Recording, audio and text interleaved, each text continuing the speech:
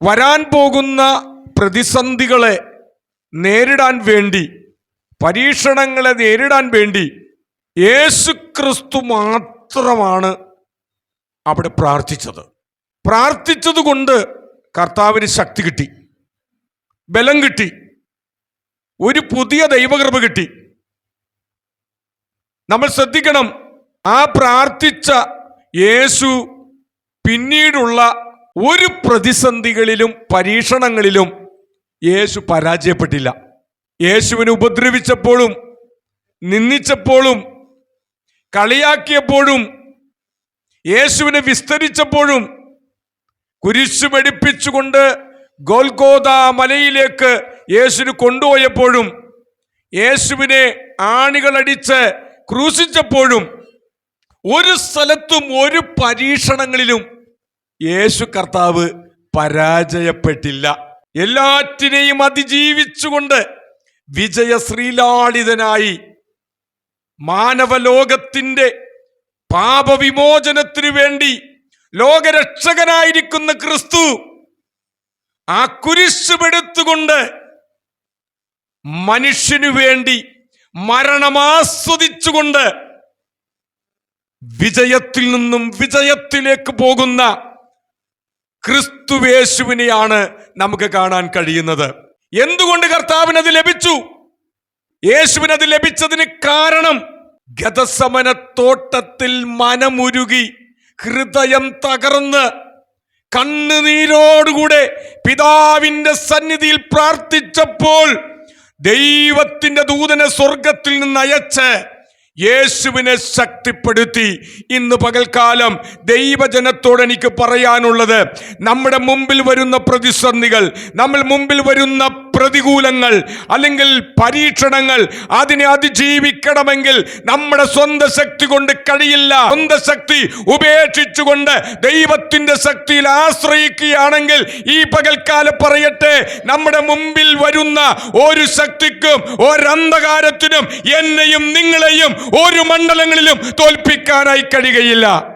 എന്നാൽ കർത്താവായ യേശു ക്രിസ്തുവിന്റെ എന്നോട് ചേർന്ന് പ്രാർത്ഥിക്കണമെന്ന് അഭ്യർത്ഥിച്ചു. ആ ഗുരു അഭ്യർത്ഥിച്ചു, ശിഷ്യന്മാരോട് അഭ്യർത്ഥിച്ചു.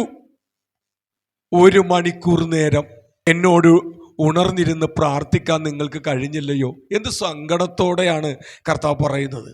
അവർക്ക് കഴിഞ്ഞില്ല. പ്രാർത്ഥിക്കാൻ കഴിയാതിരുന്ന 3 ശിഷ്യന്മാരും അവരെല്ലാ പരീക്ഷണങ്ങളിലും പരാജയപ്പെട്ടു. അവർ യേശുവിനെ വിട്ട് ഓടിപ്പോയി. യേശു ഒറ്റക്കായി. അതുവരെ 3.5 വർഷക്കാലം തന്നോടുകൂടെ നടന്ന, തൻ്റെ ചങ്കായിരുന്ന ആ പ്രിയ ശിഷ്യന്മാർ ഒരാൾ പോലും യേശുവിനോടൊപ്പമില്ല. വരാൻ പോകുന്ന ആ പ്രതിസന്ധികൾ റോമ ഗവൺമെന്റിന് കയ്യിൽപ്പെടും. യേശു ക്രൂശിക്കപ്പെട്ട് മരിക്കും. യേശുവിനോടൊപ്പമാണെന്ന് പറഞ്ഞാൽ ഇവർക്കും ശിക്ഷ കിട്ടും. ഇതെല്ലാം മനസ്സിലാക്കിയപ്പോൾ, ആ പരീക്ഷണങ്ങൾ അവിടെ മനസ്സിൽ കണ്ടപ്പോൾ അവർ ഭയന്നുപോയി, അവരോടിപ്പോയി, അവർ യേശുവിനെ വിട്ടുപോയി. എന്തുകൊണ്ട് അവർ ഭയന്നുപോയി? എന്തുകൊണ്ട് യേശുവിനെ വിട്ടുപോയി? എന്തുകൊണ്ട് യേശുവിനോടൊപ്പം അവർക്ക് നിൽക്കാൻ കഴിഞ്ഞില്ല? അതിന് ഒറ്റ ഉത്തരമേ ഉള്ളൂ.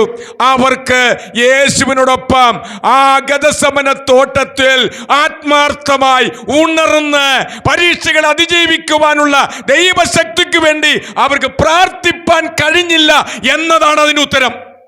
അങ്ങനെയെങ്കിൽ പ്രിയപ്പെട്ടവരെ, നമ്മുടെ മുമ്പിൽ പൈശാചിക ശക്തികൾ പല പരീക്ഷണങ്ങളും പല പ്രതിബന്ധങ്ങളുമായി നമ്മളെ നശിപ്പിക്കുവാനായി, നമ്മളെ തകർക്കുവാനായി കടന്നു വരുന്ന സമയത്ത് നാം പരാജയപ്പെടുന്നുണ്ടെങ്കിൽ ഒരു കാര്യം ഓർത്തുകൊള്ളണം, നാം ഉണർന്ന് പ്രാർത്ഥിച്ചിട്ടില്ല എന്നാണ് അതിന് ഉത്തരം.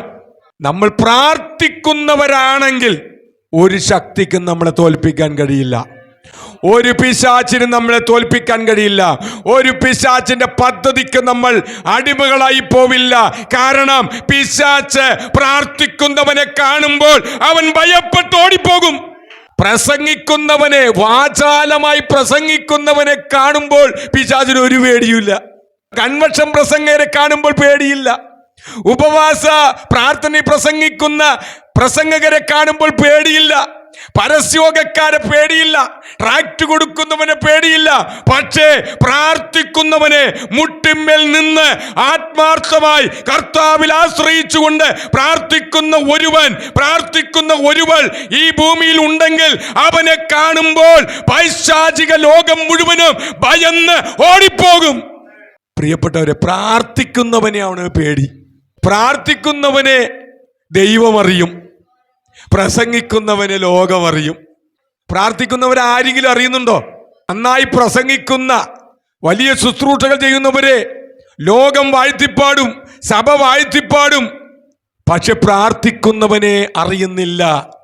ഈ പ്രസംഗകനെ കൊണ്ട് നന്നായി പ്രസംഗിപ്പിച്ചതും അയാളെ കൊണ്ട് നന്നായി ശുശ്രൂഷ ചെയ്യിപ്പിച്ചതും അയാളുടെ ശക്തി കൊണ്ടല്ല, അയാളുടെ പിന്നിലിരുന്ന് ചിലർ പ്രാർത്ഥിച്ചിട്ടുണ്ട്. അവരുടെ പ്രാർത്ഥന ദൈവസന്നിധിയിലേക്ക് ഉയർന്നപ്പോൾ ആ ദൈവദാസനെ, ദാസിയെ ദൈവം ആത്മാവിന്റെ ശക്തിയോടുകൂടെ ഉപയോഗിച്ചതാണ്.